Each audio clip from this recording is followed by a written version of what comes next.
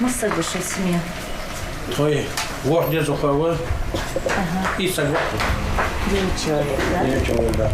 До конца переписи населения всего ничего. Основная масса респондентов уже успели принять в ней участие. А кому-то, например, Магомеду Котееву, только предстоит ответить на несколько десятков вопросов. Общее количество зависит от состава семьи. Для Магомеда Котеева это перепись первая. В переписи положительно отношусь. Все-таки это статистика. Статистика нам нужна. Если не будем знать, сколько у нас детей, оттуда же зависит, сколько у нас детский садик, школу, сколько от статистики зависит. Соцобъекты эти. От дома к дому. Вся информация записывается со слов респондента. Переписчик не имеет права требовать паспорт. На каждую семью уходит минут 10. Сколько людей проживает?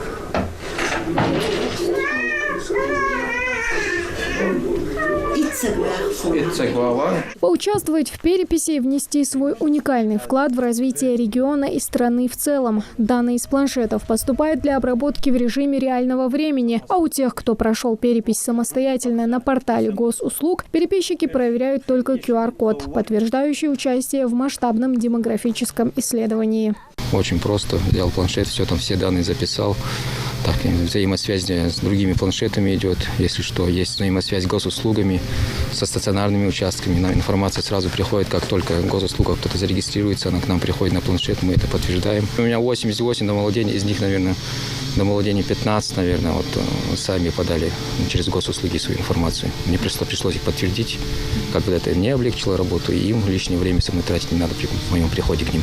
Это не просто подсчет населения. Ее результаты позволяют правительству разработать новые законопроекты, социальные программы и меры поддержки граждан. Перепись населения – единственный способ получить уникальную информацию о населении, а значит, на ее основе определить, сколько в стране и в конкретном регионе проживает человек и какие проблемы у них существуют. Перепись населения проводится каждые 10 лет.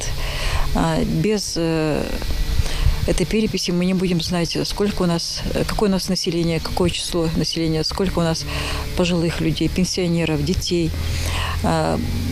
Весь наш бюджет, он же составляется согласно данным нашей переписи. И поэтому перепись, она необходима. Перепись населения завершится уже через неделю. Ее первые данные о жителях региона, по прогнозам организаторов, станут доступны уже через полгода, в апреле. Раньше для этого требовался как минимум год. Тамара Хашагульгова, Акрамат Тасхоев, Новости 24.